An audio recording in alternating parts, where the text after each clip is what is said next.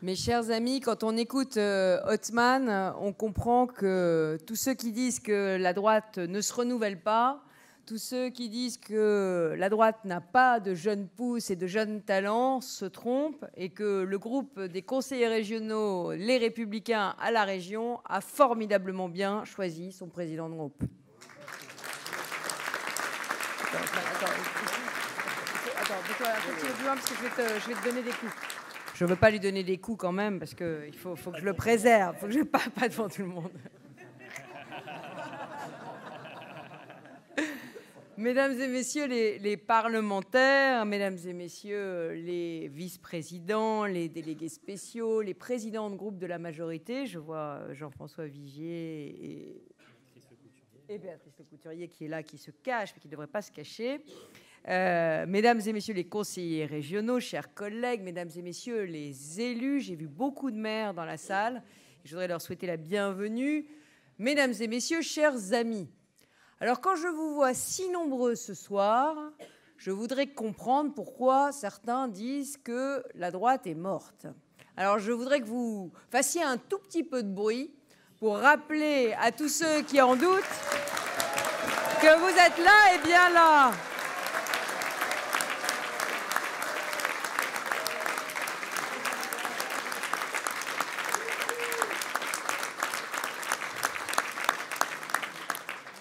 Alors, Jacques Chirac avait l'habitude de prononcer toujours, quand les choses n'allaient pas bien, il disait d'ailleurs, vous vous souvenez, Roger, tu te souviens, il disait « les merdes volent en escadrille ». Bon, pardon, c'est un peu grossier, mais ça veut dire ce que ça veut dire. Et alors, il disait, quand ça n'allait pas bien, il disait « est-ce que vous connaissez le proverbe japonais ?» Je ne le fais pas bien, hein, mais est-ce que vous connaissez le proverbe japonais? Alors, nous, on ne connaissait pas de proverbe japonais. Les vrais amis viennent quand il pleut. Alors, oui, mais c'est un proverbe qui mérite, comme tous les proverbes japonais, les vrais proverbes japonais, d'être réfléchi. En fait, les vrais amis, on les reconnaît dans la difficulté, on les reconnaît dans les turbulences. Et notre pays, les turbulences et les difficultés, il en traverse aujourd'hui. Et c'est pour ça que je suis vraiment très heureuse que vous soyez là si nombreux. Je voudrais saluer votre fidélité, je voudrais saluer votre loyauté et je voudrais saluer votre engagement. C'est grâce à vous qu'on a gagné la région. Et j'espère qu'une seule chose, c'est que maintenant, à mi-mandat, 3 ans après, vous êtes vraiment fiers de nous avoir élus et que vous ne regrettez rien. Mais j'en suis sûre. Alors, du fond du cœur, merci. Du fond du cœur, merci. Du fond du cœur, merci. Je vais parler de choses un petit peu graves. Je crois qu'aujourd'hui, notre pays est au bord de la déchirure. Et ça me rend infiniment triste parce que nous avons eu l'intuition qu'il y avait dans le pays de grandes fractures. Nous en avons eu l'intuition quand nous avons fait notre campagne régionale en 2015. Parce que je ne sais pas si vous vous souvenez du fil rouge de la campagne de 2015 dans la région, c'était la lutte contre toutes les fractures. Et déjà à l'époque, on avait théorisé qu'en Île-de-France, il ne pouvait pas y avoir un bon et un mauvais côté du périphérique, qu'il ne fallait pas opposer Paris, sa banlieue, les centres-villes et les quartiers populaires, les territoires urbains et la ruralité complètement oubliée par Jean-Paul Huchon, et à juste titre, parce qu'une ruralité oubliée, ça fait du vote extrême. Parce que la ruralité, quand elle est en colère, eh bien, elle se rebelle. Tout ce que nous vivons aujourd'hui, la puissance de la France insoumise qui cherche à déstabiliser le pays, la puissance aussi de la colère qui amène à considérer que les solutions du Front National sont des solutions, alors que le Front National accompagne les colères, mais ces solutions sont absolument pas possibles, pas adaptées au pays, et j'y reviendrai. Je vous donne un seul exemple. Comment est-ce que Marine Le Pen peut nous dire qu'elle comprend les gilets jaunes et l'overdose fiscale et en même temps proposer la retraite à 60 ans à tous les Français, retraite à 60 ans dont on sait bien qu'elle mettrait nos retraites en faillite et qu'elle permettrait plus de les payer? Non mais il y a un moment, il faut être cohérent. La démagogie, le populisme, attrape tout, qui dit tout et le contraire de tout. Il faut à un moment donné qu'on s'arme pour le dénoncer. Alors oui, notre pays est au bord de la déchirure. Et nous, singulièrement, on en a payé le prix ici, à Paris. 9 week-ends de ce qu'il ne faut pas appeler des manifestations. Parce qu'il y a eu au démarrage des manifestations, il y a eu au démarrage une revendication authentique de gilets jaunes qui réclamaient le pouvoir de vivre dignement de leur salaire, dignement de leur retraite. Il y a eu, mais au bout du 9e dimanche, il n'y a plus. Aujourd'hui, ce qu'on voit à Paris, ce n'est pas des manifestants, c'est des émeutiers, des casseurs et des pillards. Et il faut savoir arrêter un mouvement. Il faut le retour à l'ordre.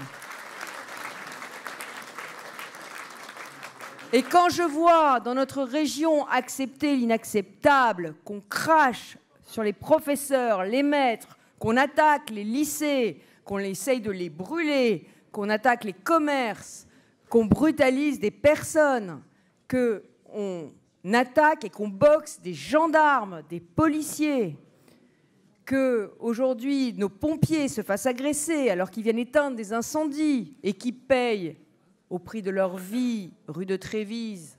Il y a quelques jours, j'étais ce matin aux obsèques de ces 2 valeureux pompiers de Paris qui ont perdu leur vie en sauvant d'autres vies. Voilà. Et c'est eux qu'on attaque aujourd'hui dans certains quartiers d'Île-de-France. C'est à eux qu'on tend des traquenards. Tout ça, c'est extrêmement triste, extrêmement inquiétant. Et moi, je voudrais que nous ayons aujourd'hui, que nous marquions aujourd'hui très solennellement notre soutien aux forces de l'ordre, à tous ceux, aux forces de la sécurité civile, aux maîtres, aux directeurs d'école, aux directeurs de lycée, à tous ceux qui, en Île-de-France, depuis 9 week-ends, ont évité le pire. Et je voudrais aussi qu'on les applaudisse.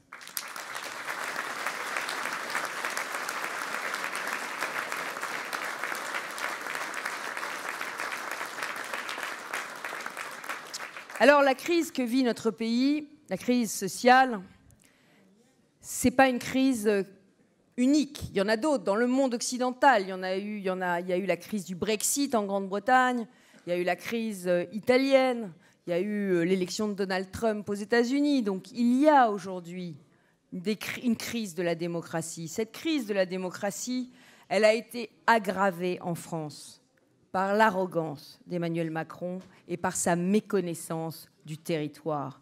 Sa méconnaissance de la France, sa méconnaissance de la vraie vie et des difficultés de la vraie vie.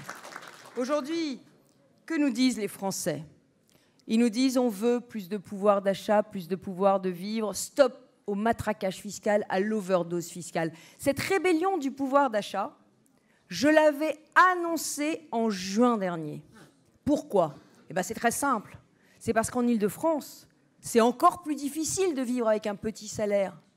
Parce que le coût de la vie est encore plus cher.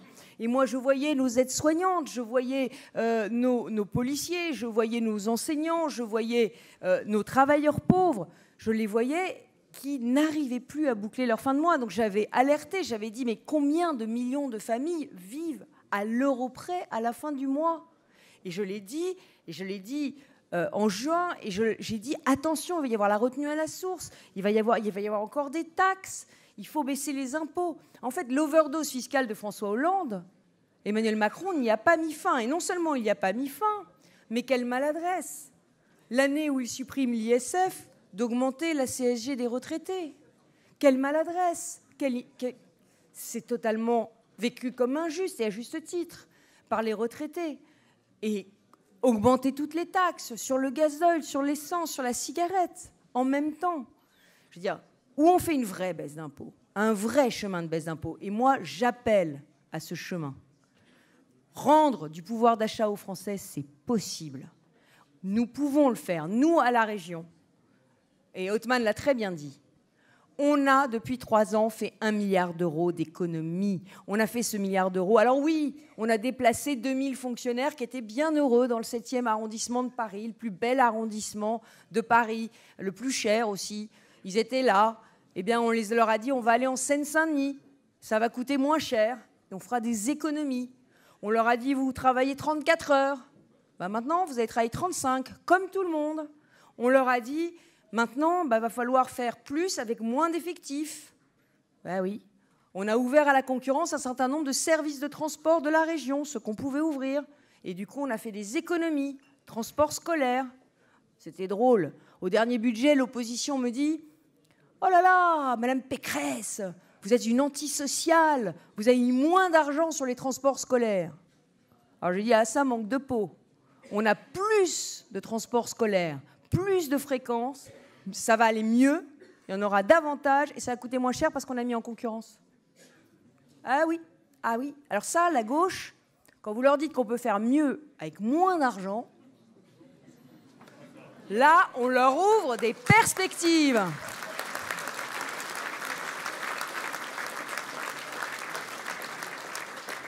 Alors permettez-moi un message. En ce moment où les Français demandent plus de pouvoir d'achat, plus de pouvoir de vivre, où ils demandent à ce que leur salaire soit revalorisé, à ce que leurs charges soient baissées, leurs impôts soient baissés, qui demandent que leur retraite, qui est le fruit du travail de toute une vie, soit sanctuarisée parce qu'ils l'ont gagnée, qu'il y a un pacte de confiance. À ce moment-là de l'histoire de notre pays, moi je n'ai qu'un seul message. Si la région a pu le faire, si la région a pu faire des économies, si aujourd'hui je peux m'engager solennellement devant vous à ce que pendant les 6 ans de notre mandat, nous fassions 0 augmentation d'impôts, eh bien l'État pourrait le faire aussi. Voilà, c'est ça le message de nos vœux.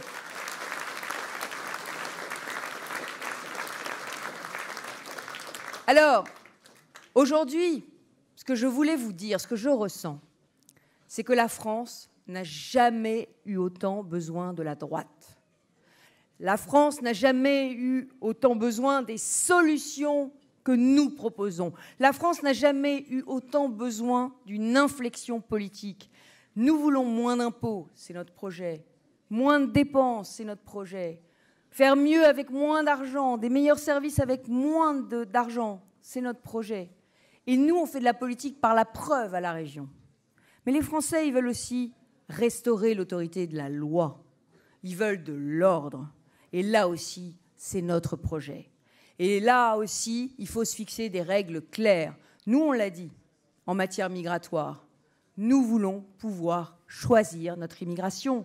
Nous voulons pouvoir la limiter avec des quotas. Nous voulons aussi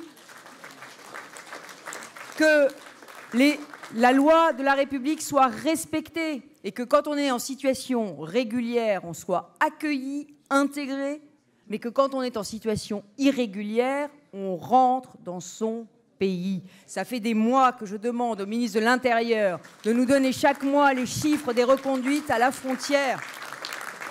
Et là-dessus, il y a un total double langage du gouvernement. Il nous dit les étrangers en situation irrégulière doivent rentrer chez eux, mais il ne publie pas les chiffres. Et pire, qu'est-ce qui nous est arrivé ? Vous savez que notre première décision, quand nous sommes arrivés, ça a été de supprimer une mesure hallucinante de la précédente majorité, donner 75% de réduction dans les transports aux étrangers en situation irrégulière et à leurs familles. 75% de réduction dans les transports, alors que les étrangers en situation régulière, ils payent plein pot, et que les franciliens payent plein pot.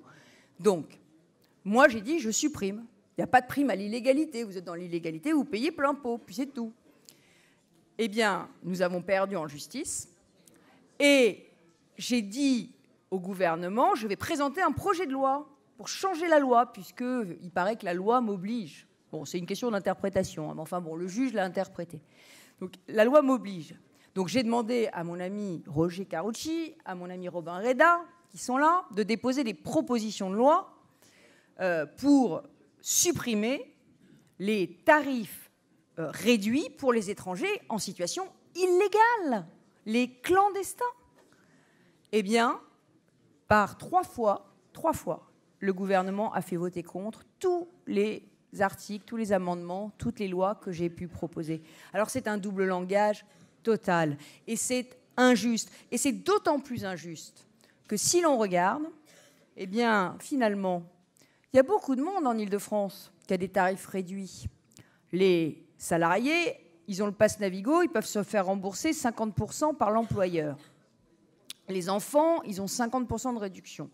Les collégiens, les lycéens, les étudiants, ils ont 50% de réduction. Les familles nombreuses ont 50% de réduction. Les chômeurs ont 50% de réduction.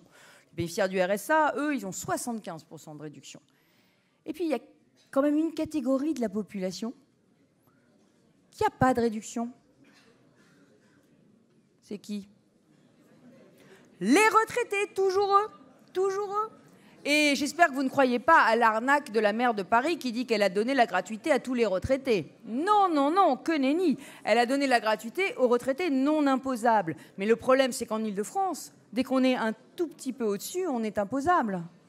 Et on arrive très vite pour un couple en Ile-de-France à 2 000 € de retraite. Voilà. Donc nous allons travailler sur ce sujet parce que je pense que derrière le mouvement des Gilets jaunes, il y a aussi une revendication de justice. Une revendication de justice pour tous ceux qui travaillent. Une revendication de justice pour ceux qui ont travaillé toute leur vie. Une revendication de justice pour ceux qui vivent un peu plus loin.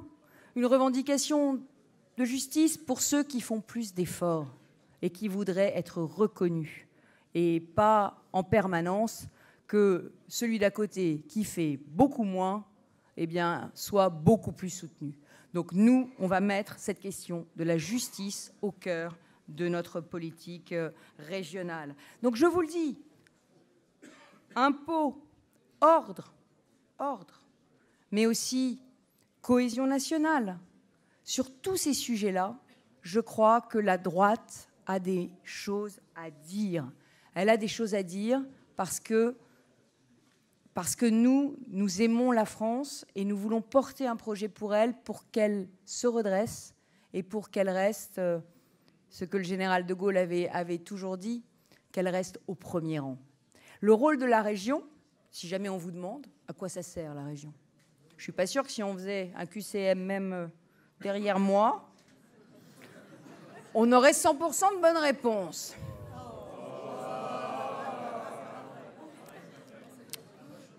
Il faut être ferme mais juste. La région, elle sert à deux choses. Elle sert d'abord à faire rayonner le territoire et à attirer chez nous tous les investisseurs, tous les chercheurs, tous les créateurs, tous ceux qui vont créer de la prospérité. Pourquoi ? Parce que si on veut avoir une politique sociale importante, si on veut, il faut d'abord créer la richesse. La différence entre la droite et la gauche, c'est que nous, on sait que la générosité a un coût et que pour financer cette générosité, il faut produire de la richesse. Donc c'est mon rôle. Et je dois avouer qu'avec toute mon équipe, on y travaille d'arrache-pied et qu'on est en train de ramener en Ile-de-France énormément d'entreprises qui s'étaient délocalisées à l'étranger, qu'on est résolument pro-entreprise et qu'on travaille, c'était tabou, avec le secteur privé, avec les créateurs d'entreprises, avec les start-up. Et je voudrais vraiment féliciter toute l'équipe. Je ne vais pas commencer à citer des noms parce que sinon je vais en oublier, ils vont m'en vouloir. Mais toute l'équipe qui s'occupe vraiment de ça, de ce développement économique, de cette attractivité de l'Île-de-France, de nos universités, de nos centres de recherche. Vous savez qu'il y a le Brexit. Alors moi, je suis très triste pour le Royaume-Uni, mais le Brexit a ouvert une vraie compétition des métropoles européennes. Et nous devons gagner cette bataille du Brexit. Pourquoi ? Tout simplement parce qu'il y a encore 700 000 chômeurs en Île-de-France. Et que si on veut gagner la bataille de l'éradication des ghettos urbains dont Othman nous a parlé, si on veut remettre tous ces jeunes dans l'emploi, si on veut lutter contre le chômage, si on veut vraiment développer les territoires ruraux et les quartiers populaires, il nous faut de la richesse. Et moi, j'assume ce rôle de présidente d'une région qui essaye de ramener chez elle le maximum de richesse. Et on est en train de gagner. On est en train de gagner sur le Brexit financier. Alors si vous écoutez certains politiques, ils disent « la finance, c'est mal ». La finance, c'est des centaines de milliers d'emplois en Île-de-France. Encore heureux qu'on la ramène. Et par ailleurs, c'est aussi une question de souveraineté nationale, la finance. Une finance forte, c'est elle qui va financer notre tissu économique. Si c'est des banques étrangères qui se mettent à financer notre économie, un jour, leurs clients rachèteront nos entreprises. Et ce jour-là, il n'y aura plus de souveraineté économique de la France. Donc oui, le Brexit financier, on est en train de le gagner, on est en train de ramener les entreprises. Le Brexit de la recherche et du développement, c'est le deuxième enjeu, c'est maintenant. C'est faire revenir tous les laboratoires de recherche, tous les lieux d'innovation, d'être le grand pays de l'innovation et de l'intelligence. Et ça, c'est notre défi de 2019. Et puis le troisième défi, c'est le Brexit industriel. Il faut qu'on ramène de l'industrie en Île-de-France. La désindustrialisation de l'Île-de-France, c'est la source de tous nos maux. C'est ça qui a créé les quartiers ghettos. C'est ça qui a créé des générations d'enfants qui n'ont pas vu leur père travailler, qui ont vu leur père au chômage, qui n'ont plus les valeurs de la République, qui sont dans le ressentiment, qui parfois sont dans un ressentiment sur toute notre histoire passée, parce qu'on les a fait venir, leurs parents, et qu'aujourd'hui, eh bien, on les a mis au chômage et on les a déclassés. Donc la réindustrialisation de l'Île-de-France est très importante. Et ceux qui ont pensé une Île-de-France sans usine sont coupables. Moi, je me souviens, quand j'étais dans l'opposition, Jean-Paul Huchon, on avait voulu faire voter dans les Yvelines un plan qui était très lié aux Yvelines et à la Seine-Saint-Denis, un plan automobile pour soutenir l'industrie automobile. Eh bien, la région avait refusé de le voter parce que c'était pour des grands groupes. Quelle erreur, quelle fatale erreur. C'est pas parce qu'on a deux grands constructeurs français, dont l'un d'ailleurs a fermé un site emblématique à Aulnay et a frôlé la catastrophe à un moment donné. Ils ont refusé d'aider parce qu'il y avait des grands groupes et qu'il ne fallait pas aider les grands groupes. Alors que derrière, on sait la kyrielle de PME qu'il y a derrière Peugeot, Renault et l'industrie automobile francilienne. Voilà. Donc c'est ça. La région, c'est créer de l'emploi. Et là-dessus, on y met toute notre énergie. Et le deuxième rôle de la région, il n'y en a pas trois, il y en a deux. Le deuxième rôle, c'est l'égale dignité de chaque habitant. L'égale dignité de chaque habitant. Et si Emmanuel Macron avait travaillé à l'égale dignité de tous les Français, je peux vous dire qu'aujourd'hui, il n'y aurait pas de gilets jaunes dans la rue.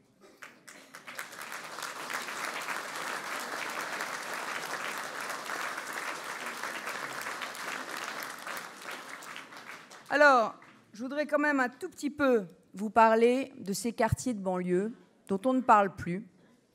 Les gilets jaunes les ont un peu occultés, mais c'est le deuxième défi social de notre pays. Et moi, je voudrais aujourd'hui qu'on n'oublie pas le message que nous a lancé Gérard Collomb. Avant de partir, avant de démissionner, il a dit « Je suis très inquiet de cette France où nous vivons côte à côte sans jamais nous rencontrer et où peut-être bientôt nous vivrons face à face. » Et le gouvernement a abandonné le plan banlieue. Alors, on pense ce qu'on veut du plan qu'avait préparé Jean-Louis Borloo, c'est peut-être le bon, c'est peut-être pas le bon, peu importe. Nous, on avait des propositions à faire, on a des propositions à faire sur les banlieues. Moi, je crois qu'il faut éradiquer ces ghettos urbains d'Île-de-France qui sont des chaudrons, pardon, je ne devrais pas dire ça en risque terrorisme, mais des bombes à retardement, mais c'est vraiment ce que je ressens. Et il faut qu'on les éradique, il faut qu'on construise des nouveaux quartiers de vraie mixité sociale. Et la mixité sociale, c'est pas 70% de logement social dans un quartier. La vraie mixité sociale, comme l'a dit Othman, c'est 30% de logement social et des classes moyennes partout majoritaires qui permettent à l'ascenseur social de fonctionner, qui permettent au commerce d'exister, qui permettent à la culture de venir et qui tirent tout le monde vers le haut. C'est ça notre projet pour la région Île-de-France, une région cohérente, une région dans laquelle nous pourrons vivre ensemble.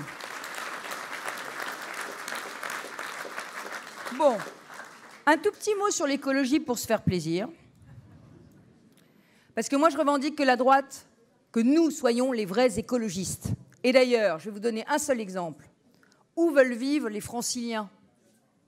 Dans les villes de droite. Pourquoi ? Elles sont plus propres, elles sont plus sûres, elles sont plus vertes, elles sont plus agréables à vivre et les impôts, ils sont moindres. Voilà. Et c'est la raison pour laquelle on a gagné les municipales de 2014. Et nos maires sont au rendez-vous de cet engagement. Alors moi, je voudrais parler 5 minutes d'écologie parce que l'écologie positive, c'est nous.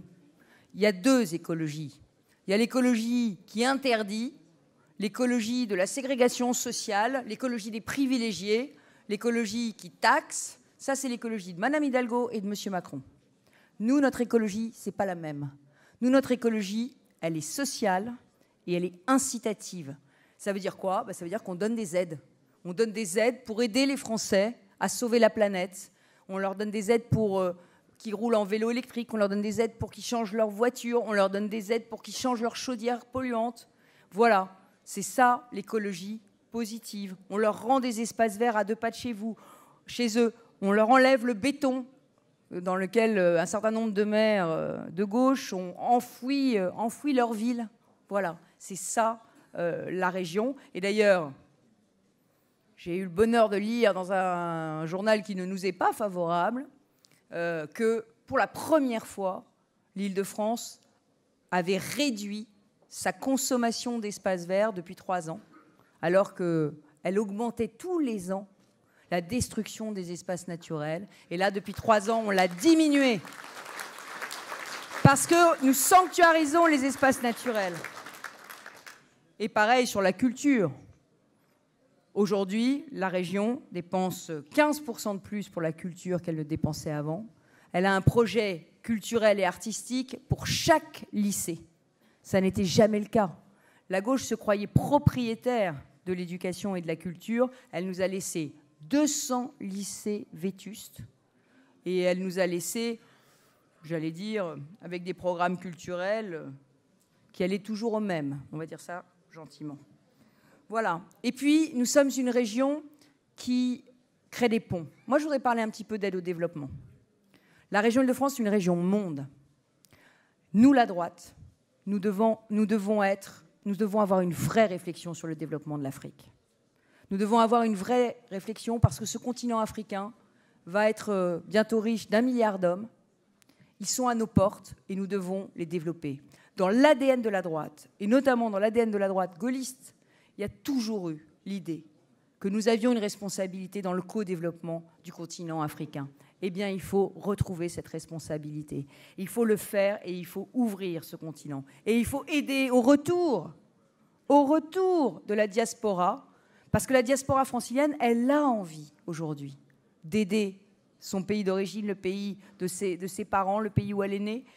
Elle a envie de les aider. Et elle a envie qu'on crée des ponts au lieu d'ériger des murs. Les murs, c'est pas... Donald Trump veut en construire un. Bon courage.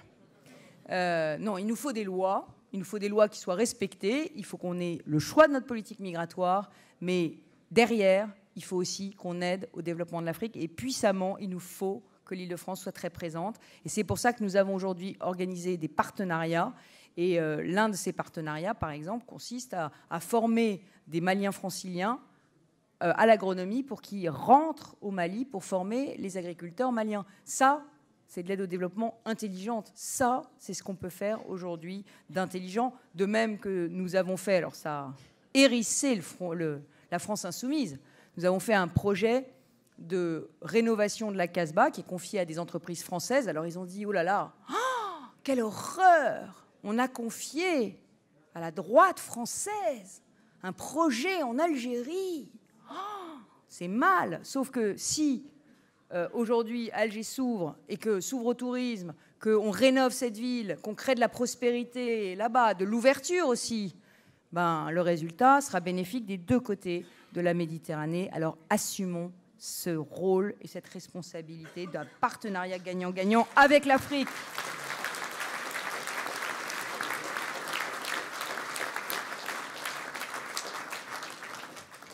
Voilà, je ne vais pas vous dire tout ce qu'on a fait, parce que Othman vous a déjà parlé longuement, et puis ça fait... La station debout est pénible, surtout quand on est aussi nombreux et vous êtes serrés. Mais sachez aussi que moi, je n'accepte pas qu'on me dise que la gauche, voire Emmanuel Macron, a le monopole du cœur. Voilà. Je pense que la vraie solidarité, elle est chez nous. Je pense qu'aujourd'hui, le social efficace, c'est nous. Et que quand... nous nous occupons aujourd'hui de mettre des contrats de performance dans les centres d'apprentissage et que nous faisons grimper de 15% le nombre d'apprentis en 3 ans, alors que ça faisait 15 ans qu'on n'avait pas augmenté d'1 le nombre d'apprentis en Île-de-France, qu'on revalorise l'enseignement professionnel, qu'on construit des lycées neufs, qu'on donne des bourses à ceux qui ont raté le bac, pour qu'ils puissent le passer tout au long de la vie, pour vaincre la fatalité. Quand on donne des bourse au mérite aux bacheliers défavorisés, mention très bien, qui sinon ne pourraient pas envisager de venir faire médecine ou de venir faire une grande école parce que ça coûte cher de venir à Paris.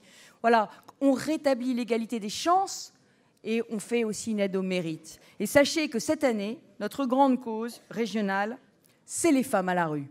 C'est les femmes à la rue parce que j'ai été alertée par des gynécologues et des médecins franciliens sur le fait qu'il y avait aujourd'hui des femmes qui accouchent en Île-de-France et qui sont dans des situations tellement précaires qu'elles se retrouvent à la rue à la sortie de la clinique. Et donc le siège de la région Île-de-France, le grand bâtiment des Invalides que vous connaissez, qui va être vendu en mars, eh bien ce siège est ouvert à 50 femmes qui ont leur bébé dans les bras, qui sont sortis de maternité et qui risquaient de se retrouver à la rue. Et ça, c'est une région solidaire. Mais on ne va pas s'arrêter là, parce que notre objectif, ce n'est pas juste de les héberger. Nous, on est de droite. On ne veut pas juste les héberger pour se donner bonne conscience.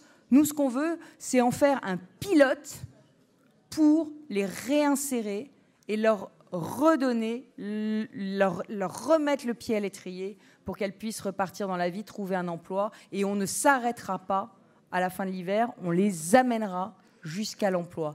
Et de la même façon, hier, j'étais dans le métro, parce que vous savez que dans le métro parisien, malheureusement, nous avons, notamment sur le nord de Paris, énormément de dealers et de fumeurs de crack qui sont une source d'insécurité et de promiscuité, bon, enfin bref, et de tout, dans le métro. Eh bien, nous allons travailler. Mais nous allons travailler comme la vraie droite sociale. Un pied sur la fermeté, sans personnel de sécurité supplémentaire dans le métro. Et désormais, 90% des dealers sont déférés en comparution immédiate grâce au nouveau groupe de traitement local de la délinquance qu'on a mis en place avec la RATP. Donc, plus de répression des dealers, plus de sanctions, une vraie politique efficace de sanctions. Ça, c'est pas le point fort d'Emmanuel Macron. Une vraie politique de sanctions. Fermeté et humanité. Humanité parce qu'avec les associations, nous avons mis davantage de moyens pour que les toxicomanes, eux, puissent être sortis du métro. Parce que quand on est au crack, malheureusement, on est souvent très abîmé par la vie.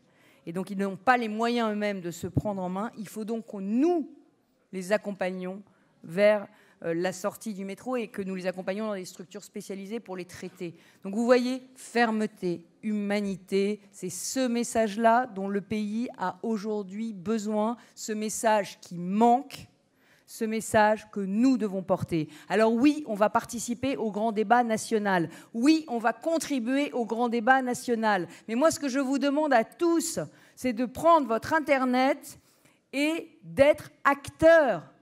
La France silencieuse ne doit pas être silencieuse dans ce débat. On ne peut pas laisser le débat national être confisqué par des groupes organisés qui vont le polluer avec des demandes abracadabrantesques.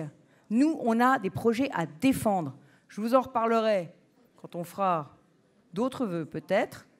Mais moi, en tout cas, je serai contributrice. Je proposerai des choses. Je m'appuierai sur ce que nous faisons à la région, sur la politique par la preuve. Et je vous invite à relayer. Parce que ce débat, ce grand débat national qui est en train de se dérouler, il sera radicalement inutile si nous n'obtenons pas à la fin une vraie inflexion de la politique d'Emmanuel Macron.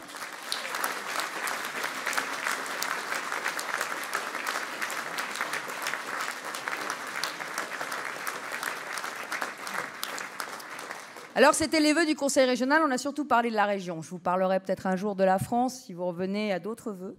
Mais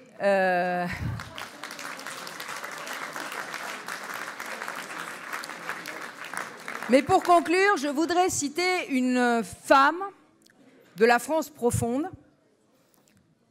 George Sand. Alors, quand on pense George Sand, on pense Berry.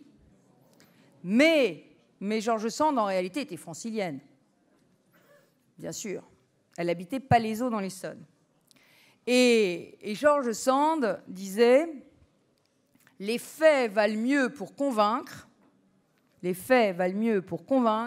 que les belles paroles pour attendrir. » Alors ce soir, je ne vous ai pas attendri avec des belles paroles. Mon discours a été un peu long, mais je vous ai donné tous les faits pour convaincre autour de vous de ce que nous faisons à la région depuis 3 ans. et de ce qu'il faut continuer, nous soutenir, nous encourager tous les maires qui vont rentrer en période d'élection municipale. Parce qu'il faut qu'on garde cette région.